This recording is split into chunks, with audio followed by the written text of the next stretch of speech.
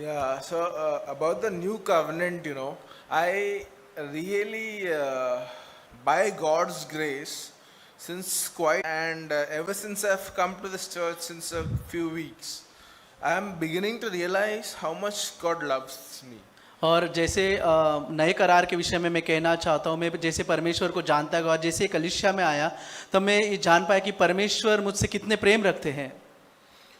Throughout my childhood, I always tried to follow the 10 commandments, but I used to always, in the 10th commandment, I didn't know it was wrong, but I used to feel guilty for falling into the 10th commandment. और बचपन से ही मैं 10 आज्ञाओं का पालन करने की कोशिश करता था, लेकिन जब 10वें नियम पे आता है तब मुझे वहाँ पर हिचकिचाहट होती, मैं नहीं कर पाता था और मुझे बुरा लगता था उस चीज़ का, और मैं खुद को दोषी पाता।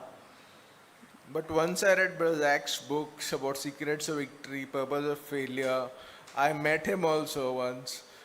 And after, when I took baptism, when I received the Holy Spirit, I was very encouraged. और जब भाई जैक से मिला और उनकी कुछ किताबें पढ़ी और मैं उससे खुद व्यक्तिगत रूप में भी मिला, जब मेरा बपतिस्मा हुआ, पवित्र आत्मा का दान मैंने पाया, तब ये जीवन को मैं आनंदित महसूस करने लगा। And for some time I was walking, For some time I used to get up at 5 in the morning, pray in tongues, pray, read the Bible, pray. I used to feel very good about it. और जब शुरुआत हुई थी तब मैं अन्य भाषा में प्रार्थना करता था, सुबह जल्दी उठता था और वो सब चीज़ का मैं बहुत आनंद ले पाता था। But the desire to that 10th commandment was always there within me. It was not gone completely. लेकिन वो 10वें नियम के विषय में जो बातें मेरे अंदर थी वो पूरी रीति से गया नहीं था, वो मेरे अंदर कहीं ना कहीं तभी भी था। And God took me through a circumstance of how that middle of the ocean, Pacific Ocean is there, the Pacific Rim is there, the deepest part of the ocean. और जैसे समुद्र के तट पर बहुत गहराई होती है, उस रीति से जिस तरह जाता है वैसे ही परमेश्वर ने कई परिस्थितियों से मुझको लेकर गया। And I remember what Brother Zach said in one of his messages at that time. और उस समय मुझे याद है भाई जैक ने एक उसके संदेश में ऐसी बातें कही थी that if there are two children, one is both of them want to learn boxing. और समझो एक व्यक्ति के दो बच्चे हैं और दोनों जन को बॉक्सिंग खेलना है। So one of them, he sits at the outside the ring and he's eating some chips and watching the boxing being done. और एक उसमें से एक लड़का वो रिंग के बाहर जाकर चिप्स खाते हुए बॉक्सिंग करता हुआ एक वीडियो देख रहा है। And the other child is in the ring with a champion boxer learning how to fight, trying to do the boxing. लेकिन दूसरा जो लड़का है वो बॉक्सिंग रिंग के अंदर किसी व्यक्ति के साथ उसका करने का प्रयत्न कर रहा है और सीख रहा है। And what I learned from it is, what Brother Zach said at that time is, even if it was defeated, even if he fell for so many years, still he's growing up. At one point, a time will come when he'll defeat that boxer. He didn't say that. He said he'll become stronger, but I believe he'll defeat that boxer. और वो कहता है कि भाई Jack कहते हैं कि वो जो अंदर रिंग के अंदर लड़ रहा है, भले वो हार जाए लेकिन वो हार नहीं मानता रहेगा, वो करता रहेगा, लड़ता रहेगा, लेकिन एक दिन ऐसा आएगा जब वो लड़का जो हार रहा था जीत पाएगा। It's like the wedding of Cana in Galilee. और उस तरमान है जो कनान में विवाह हुआ था। See, the first, what did the chief guest say? Everyone else serves the best wine first, and then it gives the ordinary wine once the best wine is over. और प्रधान वहां पर जो थे उन्होंने क्या कहा था, सभी लोग अच्छा दाखरस पहला देते हैं और जो खत्म होने आया तब वो लोग जूना लेकर आते हैं। But what I realized was that the best wine of all that family got over. और मैं ये बात को सोचता हूँ कि जो अच्छा उत्तम दाखरस था जो वो परिवार ने इकट्ठा किया था वो This is what I feel for myself and all of us brothers and sisters. The old wine must run out and the new wine must come in our lives, families and church.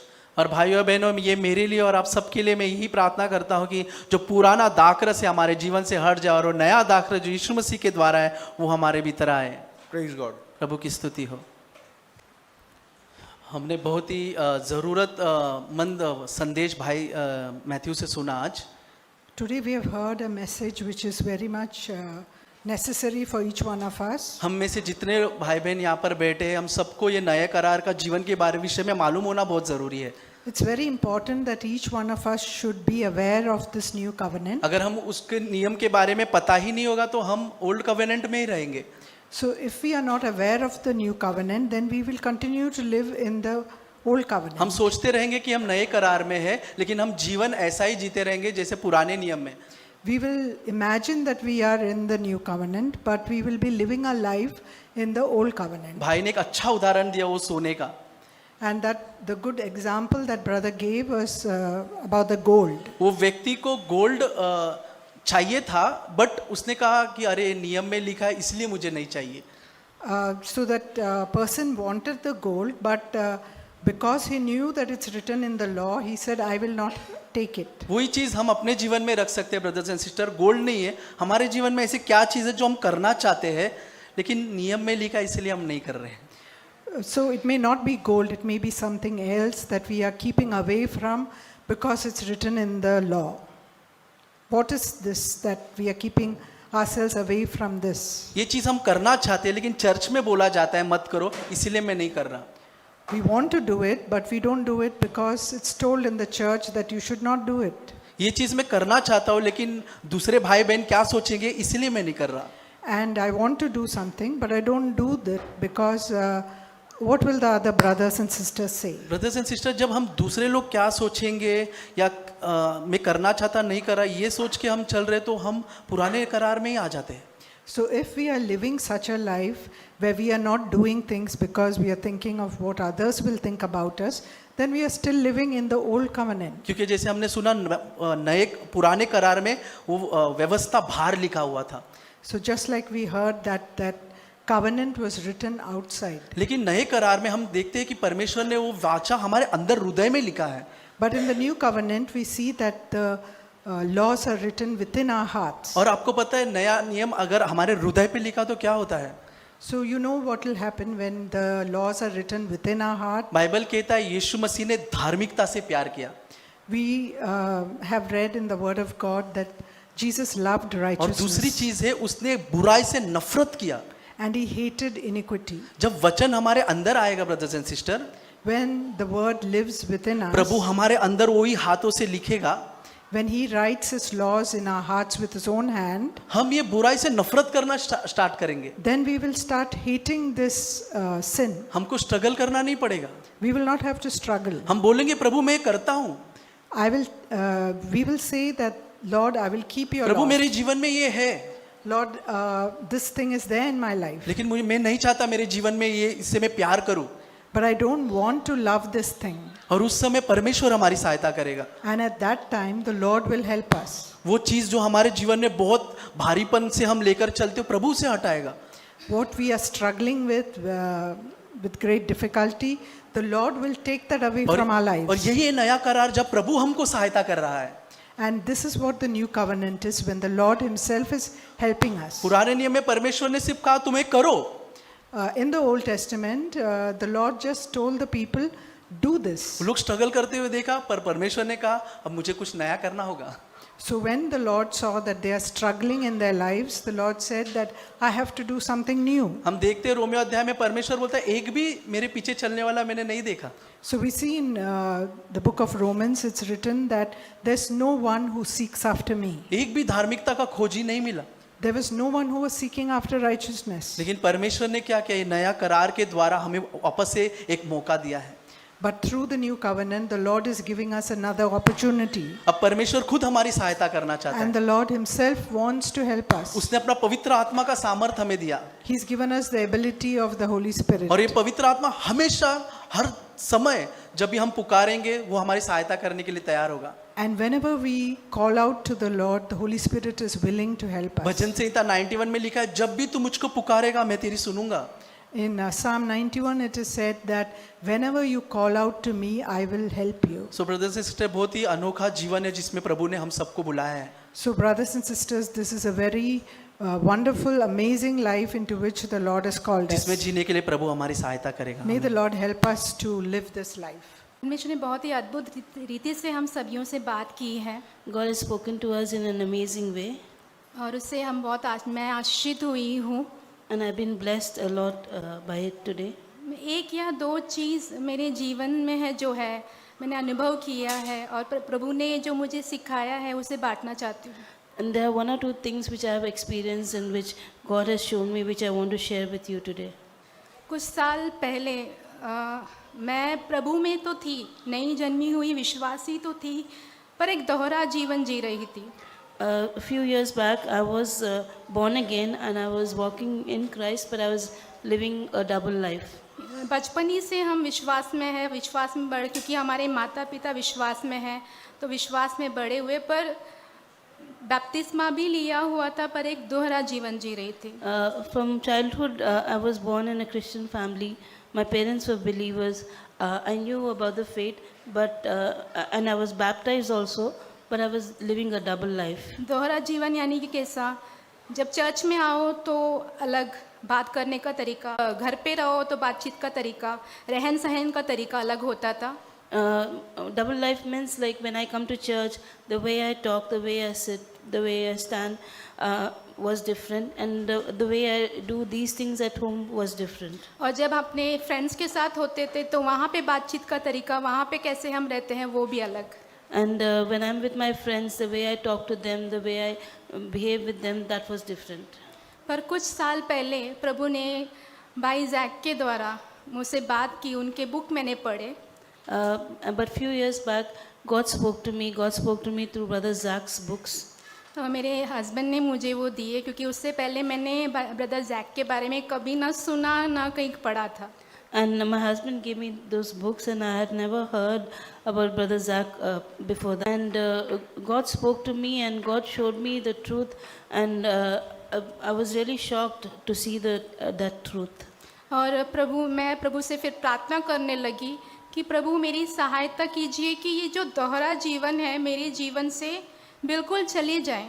And then I started praying and asking God, God, please take away this double life that is there in me, remove it. मैं चूक जाती हूँ, और जब चूक जाती हूँ तो मुझे बहुत बुरा लगता है, परमेश्वर से माफ़ी मांगती हूँ और प्रार्थना करती हूँ कि प्रभु जी मेरी सहायता कीजिए कि मुझे जैसे आपने जिया है, क्योंकि प्रभु यीशु मसीह कहीं भी जाते थे, घर में हो या बाहर हो, लोगों के बीच में हो, वो जैसे हैं वैसे ही रहते थे, उनका कोई दो जीवन नहीं था।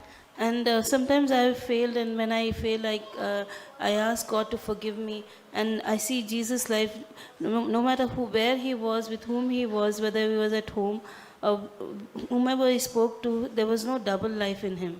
मेरी परमेश्वर से प्रार्थना यही है, और मैं आप सबसे भी प्रार्थना की विनती करती हूँ कि आप सभी भी मेरे लिए प्रार्थना कीजिए और प्रभु मेरी सहायता करें कि प्रभु यीशु मसीह जैसे थे, जैसे कि गीत है इंग्लिश में, जस्ट एज आई एम, तो वैसे ही मैं रहूँ जहाँ कहीं भी, ऐसा कोई दोहरा जीवन मेरा ना हो, एक सच्चा जीवन हो। And my prayer is that, and I want you, the church also, to pray for me that God would help me to live like Jesus, just as Jesus lived, not with a double life. धन्यवाद। Thank you.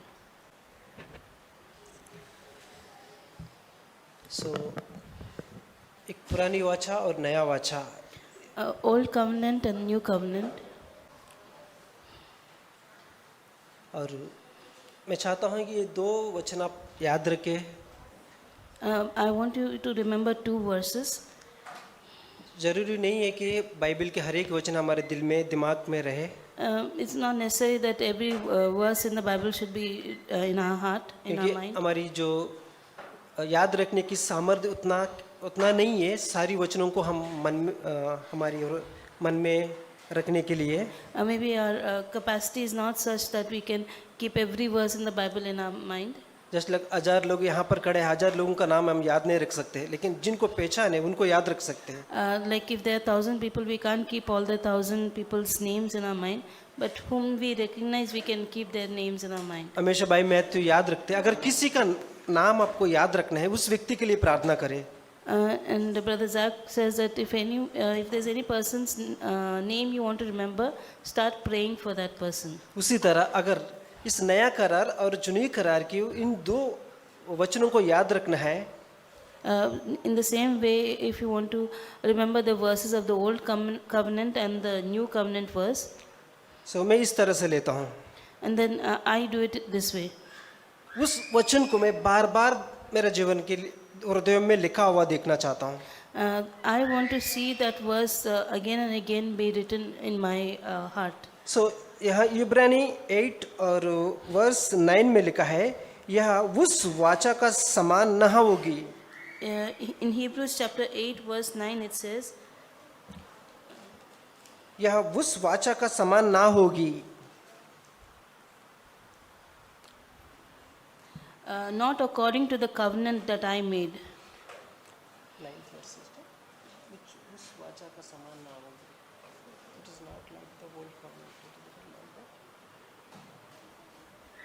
नवा वचन इस तरह लिखा है कि वह उस वाचा का समान ना होगी, जो पुरानी वाचा के समान नहीं होगी, जो नया वाचा में लिखा है। It will not, the old covenant, how it was, the new covenant will not be like that. इसका मतलब यह है कि या तो जुना करार से नीचे होएगी या जुना करार से ऊपर होना चाहिए। What it means is it will either be less than the old covenant or more than the old covenant, लेकिन उसके समान नहीं होगा। but it will not be equal to that. तो यीशु मसीह जब नया करार में हमें सिखाता है, And when Jesus came in this new covenant, और he teaches us. वो कहता है कि अभी ये नया करार की जीवन उस जुना करार के समान नहीं होगी, लेकिन या तो नीचे होगा या तो ऊपर होगा। And Jesus says that the new covenant life will not be like the old covenant life. It will be either more than that or it will be less than that. यीशु मसीह जब कभी लोगों के बीच में प्रचार करता था, वो उस जमाने में एक उन लोगों के लिए हीरो बनता था। Whenever Jesus ministered to the people here, he was like a hero to those people. जब कभी वो प्रचार करता था, लोगों को आकर्षित करता था। Whenever he ministered to the people, he attracted people towards him. लोग पहचानते थे उसके अंदर कुछ ना कुछ है। People recognized that there was something about him. जब से माउंट सेरमन के वो बात कर रहा था, इसके अंदर कुछ ना कुछ है। When he was speaking to the Roman centurion, he understood that there was something about him. तो लोग पहचान पाते थे कि इसके अंदर कुछ है। And also people recognized that there was something in Jesus. तो वो ये दिखाता है कि उसके अंदर नया करार पूरी लिखा हुआ है। So it shows that inside Jesus, the new covenant was written fully. और वो यीशु मसीह आज हमें कहता है कि वो ये नया करार मैं आपकी दिलों में मैं लिखना चाहता हूँ। And that Jesus tells to each one of us that new covenant he wants to write in our hearts. Brothers, नया करार में इब्रूस में लिखा है कि 5 times 5 बार लिखा है कि मैं करूँगा, मैं करूँगा, मैं करूँगा, मैं करूँगा, मैं करूँगा। Brothers and sisters, in Hebrews about the new covenant, 5 times it says, I will do it, I will do it, I will do it. I will. ऐसा नहीं कि एक बार आप करो, 5-4 बार बाकी है मैं करूँगा। It doesn't say one time I will do, then the rest 4 times. One time you do, rest 4 times I will do. ऐसा नहीं लिखा है कि 2 बार आप करो, बाकी 3 जो बचा है मैं करूँगा। It doesn't say that 2 times you do, then the remaining 3 times I will do. इसका मतलब यह है कि संपूर्ण मन से हम हार मान जाएंगे। परमेश्वर कहता है कि अभी जो कुछ भी करूँगा आपके जीवन में मैं करूँगा। And if what it actually means is if we have been defeated completely, then Jesus says that now what is to be done, I will do it. कई बार हम कई परिस्थितियों को सामना करते हैं, हम इतना स्ट्रगल करते हैं और एक चीज भूल जाता है कि हम संपूर्ण मन से प्रभु पर निर्भर होना भूल जाते हैं। Sometimes we struggle in some situations and we forget that we have to be fully dependent on Jesus. जब हमें लगता है कि इससे मैं बाहर नहीं आ पाऊंगा, तब हम प्रभु के ऊपर जाकर निर्भर करते हैं। And when we realize that we cannot come out of this, then we go to God and we ask God वचन for में help. लिखा है कि संपूर्ण मन से उसके ऊपर निर्भर रहो। The Bible says that to depend on Him with all our mind. जैसे कल्पना करोगे कि 1 साल की बच्चा अपनी दूध पिलाने वाली माँ के ऊपर किस तरह निर्भर होती है। Just imagine a 1-year-old baby, how much he is dependent on his mother. वो अपनी कोई भी इच्छा नहीं रखती है, कोई डिजायर नहीं रखती है, कोई डिमांड नहीं करती है, लेकिन संपूर्ण मन से जो अपनी माँ के ऊपर निर्भर होती है। He doesn't have any demands, any desires, but 100% with his full mind he is depending on his mother. और माँ चाहते ही ये मेरी बच्चा कमजोर है, वो कुछ नहीं कर सकती 1 साल की उम्र में, तो मैं उसके लिए मेरी पूरी तरह कोशिश करूँगा। And the mother also feels that this is my 1-year-old child, he cannot do anything by himself, so I will help him fully to to fulfill his need. जब कभी मैं यीशु के पास आऊंगा, मैं इस तरह निर्भर होना चाहता हूँ, प्रभु मैं एक छोटा सा 1 साल की बच्चा हूँ जो दूध पी रहा हूँ, और आप एक मैच्योर्ड पिता है, मैं उसके ऊपर उस तरह निर्भर होना चाहता हूँ। My prayer is that God, I want to be like that 1-year-old baby who is so helpless, and who is you are a mature father. I want to be dependent on you like the 1-year-old baby. मैं brothers and sisters, नया करार की जीवन एक उच्च स्तर की जीवन है। So brothers and sisters, the new covenant life is a higher life. वो हायर लाइफ में पहुंचने के लिए आपको कुछ भी करने की जरूरत नहीं है। परमेश्वर कहते हैं मैं ही सब कुछ करूंगा अभी। And to reach that higher life, God says that you don't need to do anything, I will do everything. But हमारे अंदर एक ऐसा दिल भी होना चाहिए, एक टेंडर, एक नरम दिल होना चाहिए। And but what we need is a tender heart. अब अगर हमारे दिल जो पत्थर है, परमेश्वर भी नया करार में होके भी आपके दिल में आके जबरदस्ती नहीं करेगा। If our heart is a heart of stone, then God will not come forcefully and do anything. प्रकटीकरण में लिखा है कि मैं दरवाजे के बाहर खड़ा हूँ, यदि कोई मेरी बात सुनकर दरवाजा खोले तब मैं उनके अंदर आऊंगा। Revelations it says that, behold, I stand at the door and knock, and if anyone hears my voice, will open the door and I will enter. इसका मतलब है कि अगर पत्थर के दिल रख के नया करार में जी रहे, लेकिन पत्थर का दिल है, परमेश्वर उधर भी काम नहीं करना चाहता है। If we are having a heart of stone and we want to live a new covenant life, God will not do anything in that. तो परमेश्वर उस दिल में काम करना चाहता है, हम पूर्ण तरीके से उसके लिए दिल खोलते हैं। God will start working in our life if we open our heart completely to Him. So याद रखें कि निर्गमन 19:5 and 6, मेरे पीछे बोले निर्गमन 19:5 and 6, याद रखिएगा ना, पैसा याद रखते हैं हम लोग। तो निर्गमन 19:5 and 6, Exodus 19:5 and 6, please remember. Hebrews- Exodus 19:5 and 6. Hebrews 8:10 to 12। And Hebrews 8:10 to 12. So ये 2 चीज आप हमेशा याद रखें। These 2 verses, please remember. Praise the Lord। As I was listening to this message, I was reminded of a few verses. जैसे ही मैं संदेश सुन रही थी मुझे कुछ वचन याद आए। That is from Isaiah chapter 1. वो कि यशायाह की किताब पहले अध्याय से है। Isaiah 1 and verse 21 onwards. यशायाह पहले अध्याय का 21 से लेकर It says how the faithful city has become a harlot. She who was full of justice, righteousness once lodged in her, but now murderers. Your silver has become dross, your drink diluted with water. यहाँ पे लिखा है, जो नगरी सती थी सो क्यों कर व्यभिचारिणी हो गई, वह न्याय से भरी थी और उसमें धर्म पाया जाता था, परंतु अब उसमें हथियार ही पाए जाते हैं। तेरी चांदी घातों का मैल हो गई, तेरे दाखमधु में पानी मिल गया। Like we heard that how, you know, in that story of,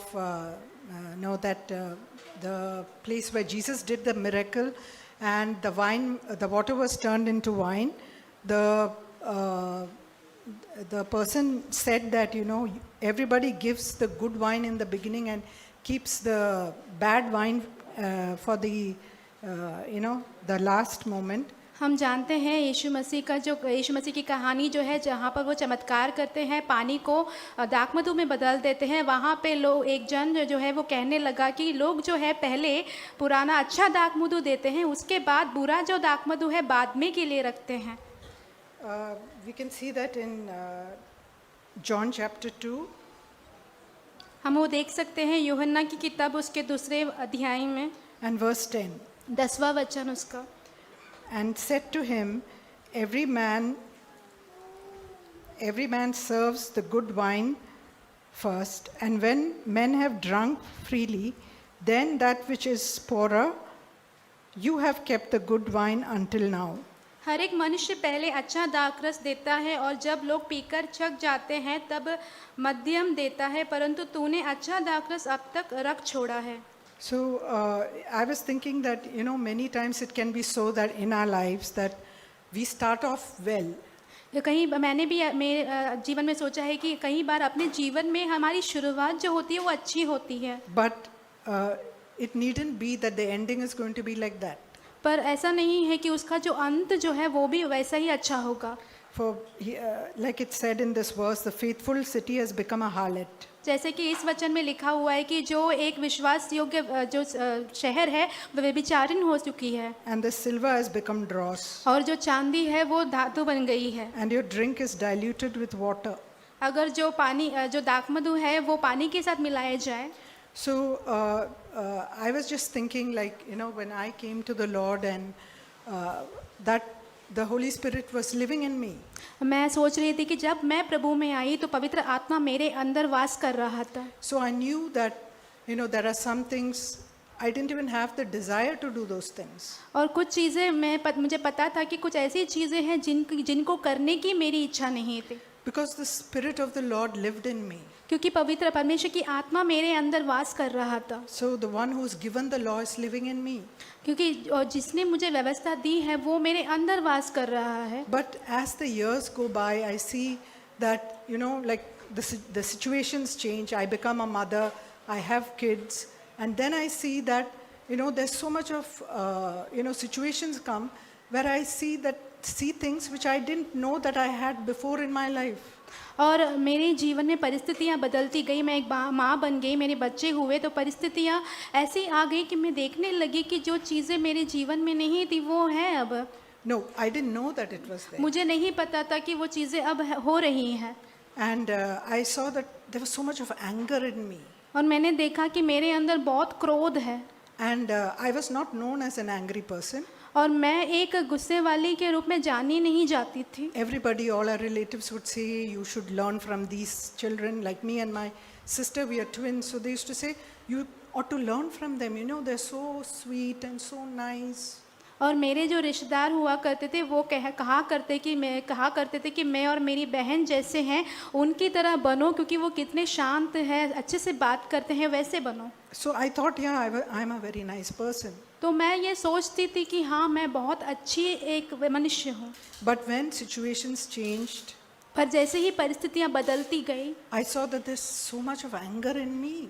मैंने देखा कि मेरे अंदर बहुत क्रोध है। So I realized that, this was not right. और मुझे समझ में आया है कि ये गलत सही नहीं है। And I knew that through the word of God that the Lord can change me. और मैंने ये जाना कि परमेश्वर के वचनों के द्वारा परमेश्वर मुझे बदल सकते हैं। And I started crying out to the Lord और मैं प्रभु को पुकारने लगी and telling the Lord, Lord, please change me. I don't want to have like this anger and impatience in my life. मैं प्रभु से रोकर कहने लगी कि प्रभु मेरे अंदर ये जो गुस्सा है, ये जो संयम नहीं रखने वाली बातें हैं, ये मुझे अपने जीवन में नहीं चाहिए। And it's not that, it happened instantly.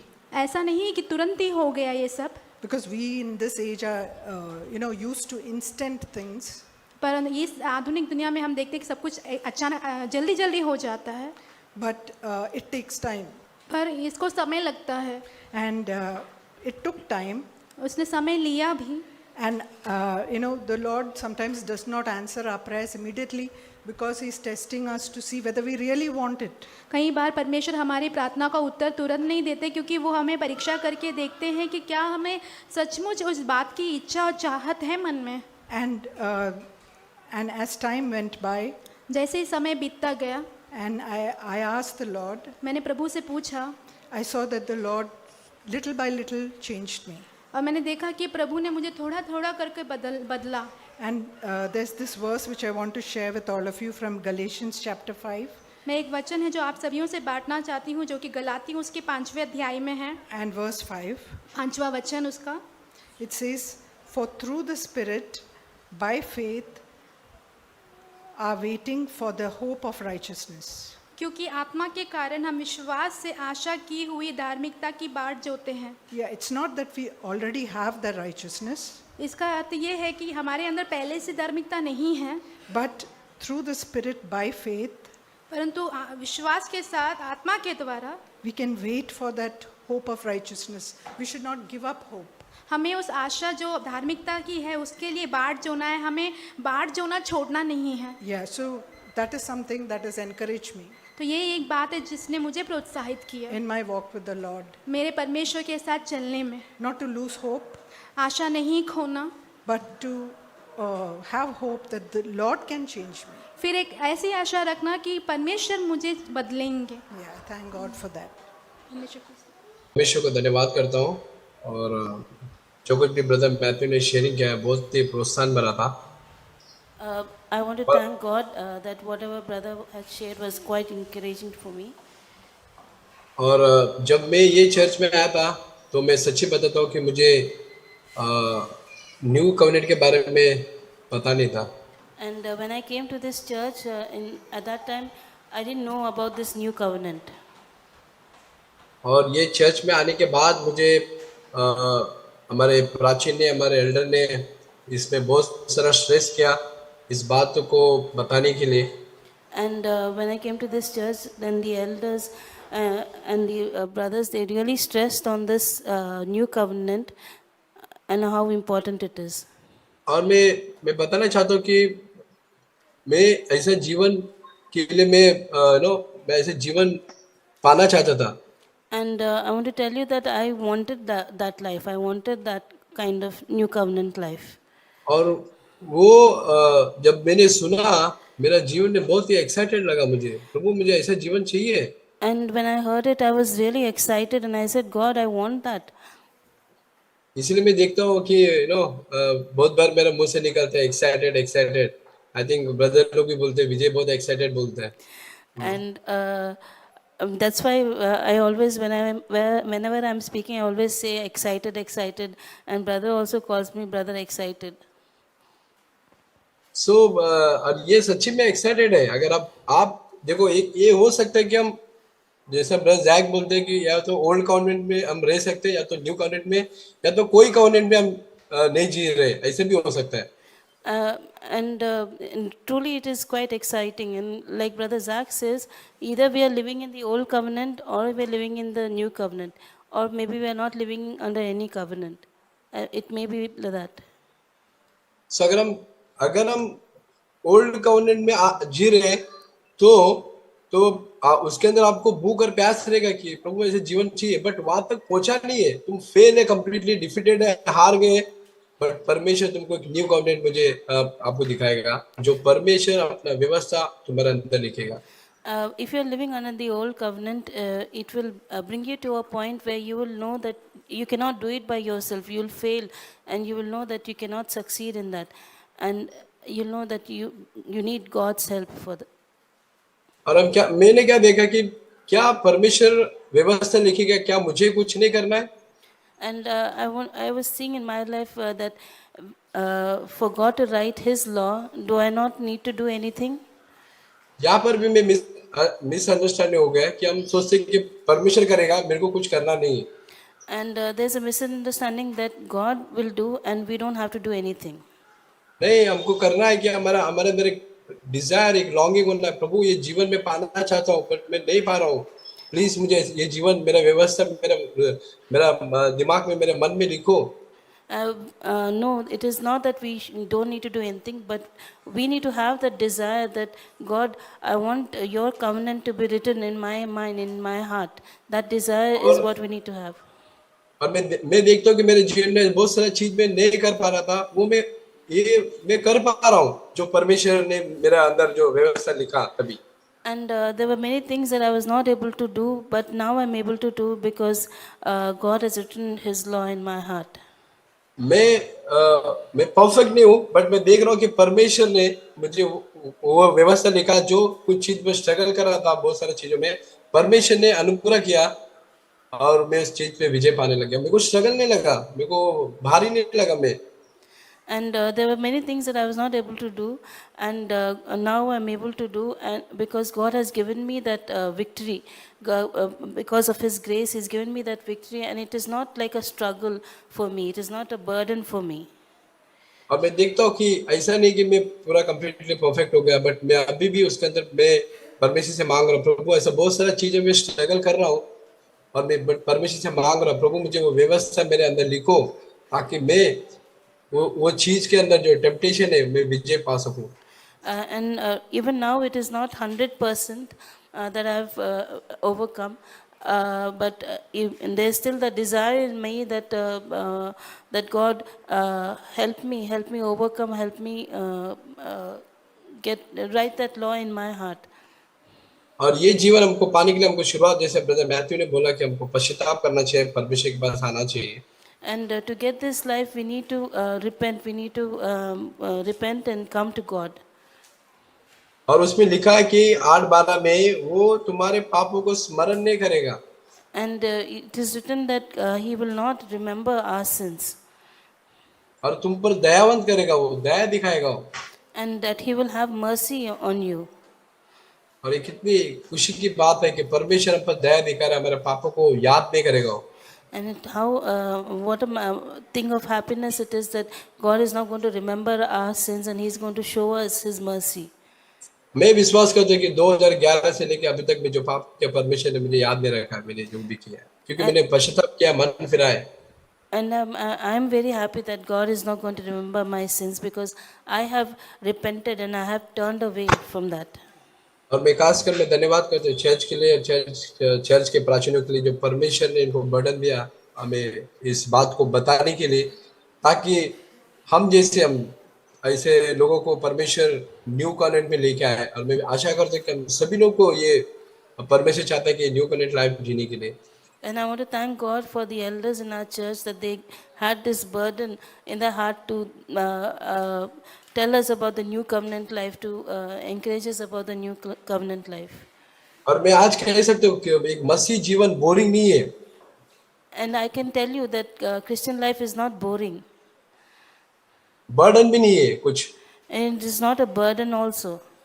अब मैं फिर एक बार इस बात को दोहराना चाहता हूँ कि एक्साइटेड है। And it is a thing of excitement. आप किस दौर से गुजर रहे हो वो इम्पोर्टेंट नहीं है, Which stage you are in, that is not important. लेकिन परमेश्वर तुम्हारे साथ है। But that God is with you. God bless you, brother. God bless you.